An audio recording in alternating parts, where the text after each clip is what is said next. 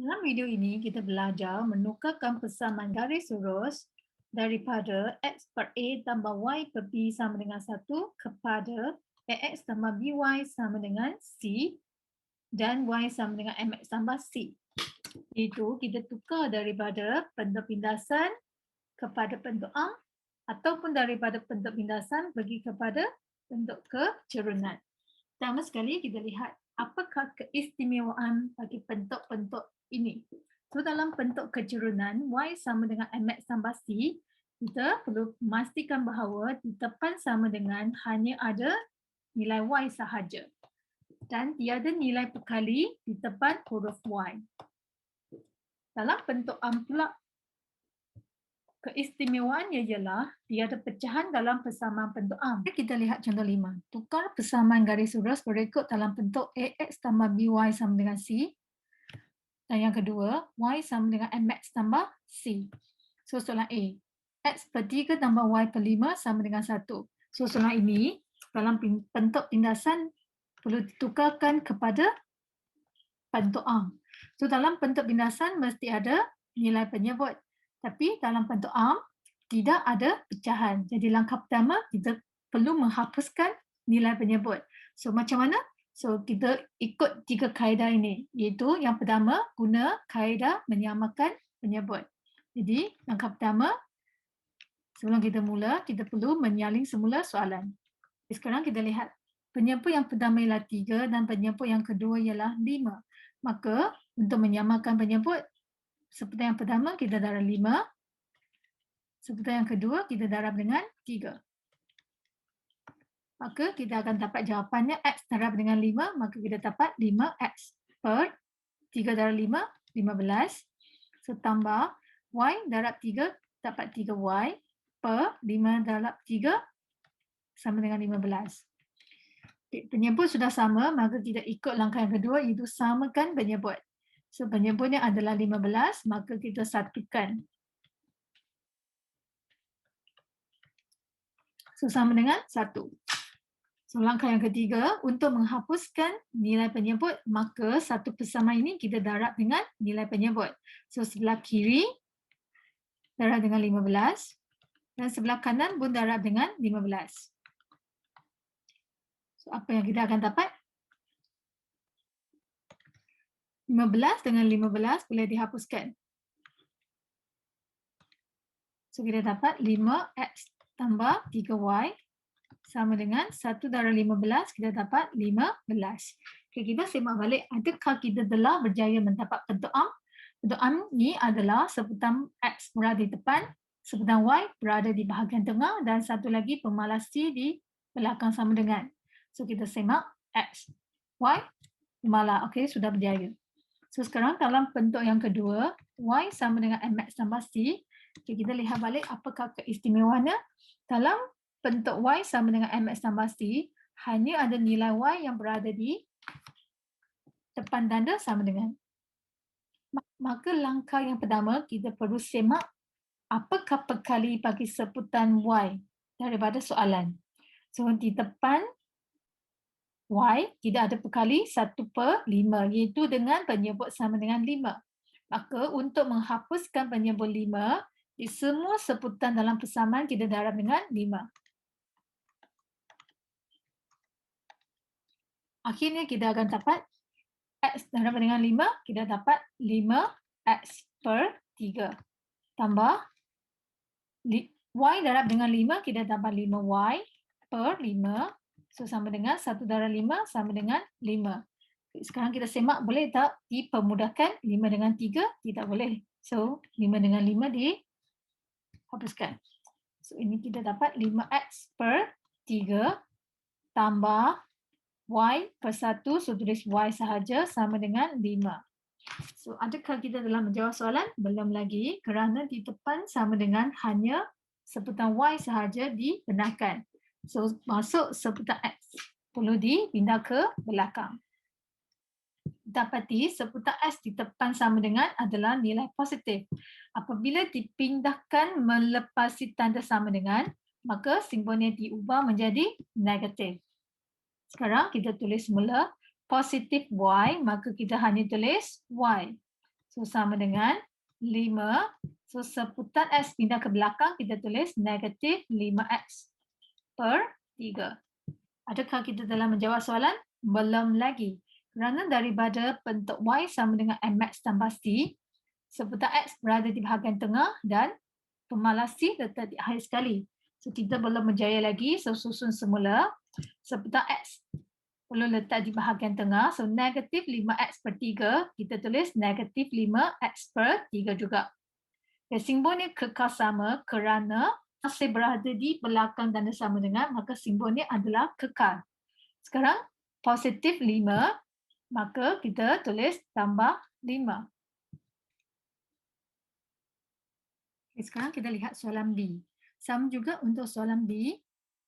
Soalan ini minta kita tukar daripada bentuk pintasan kepada bentuk. Jadi langkah pertama kita perlu menghapuskan nilai penyebut.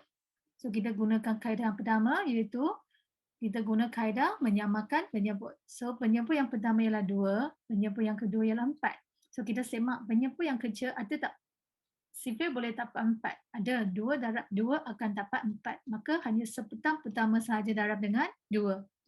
Jadi negatif X darab dengan 2, kita dapat negatif 2X per 2 darab 2 dapat 4. So tambah Y per 4 sama dengan 1. Okey, penyebut sudah jadi sama, maka langkah yang kedua kita satukan penyebut, iaitu negatif 2X tambah Y per 4 sama dengan 1. Okey, sekarang untuk menghapuskan penyebut, maka satu persamaan kita darab dengan nilai penyebut. So, penyebut di sini adalah nombor 4, maka sebelah kiri kita darab dengan 4. Sebelah kanan kita pun darab dengan 4. Jadi 4 dengan 4 sudah dihapuskan. Seterusnya, negatif 2X tambah Y akan sama dengan 1 darab 4 sama dengan 4. Okey, kita semak balik adakah kita telah menjawab soalan. Seputar X di depan, Y di bahagian tengah dan akhir sekali ialah pemalas C. Okey, so kita telah berjaya. Okay, sekarang kita lihat bentuk yang kedua. Y sama dengan MX tambah C. So di depan sama dengan hanya dibenarkan nilai Y sahaja dan nilai Y ini sentiasa positif. Jadi kita semak. Daripada soalan, sepetang Y ini ada nilai positif dan berkali bagi Y ialah 1/4. Jadi langkah pertama untuk menghapuskan penyebut bagi Y, maka kita kena darabkan semua sepetang dalam persamaan ini dengan nilai penyebut, iaitu darab dengan 4, darab dengan 4 dan darab dengan 4. Akhirnya kita dapat negatif X darab 4, kita dapat negatif 4X per 2 tambah Y darab 4 dapat 4Y per 4. So sama dengan 1 darab 4 kita dapat 4. So langkah seterusnya kita cuba permudahkan. So 4 dengan 2 ada sifar yang sama. So bagi dengan sifar 2, so ini dapat 2, ini dapat 1. So 4 dengan 4 boleh dihapuskan. Kita akan dapat jawapan negatif 2X tambah Y sama dengan 4. Okay, adakah kita telah menjawab soalan? Belum lagi sebab di depan persamaan masih ada sepetan X. Negatif 2X perlu dipindah ke belakang. Negatif 2X berada di depan ialah nilai negatif. Maka pindah ke belakang menjadi positif.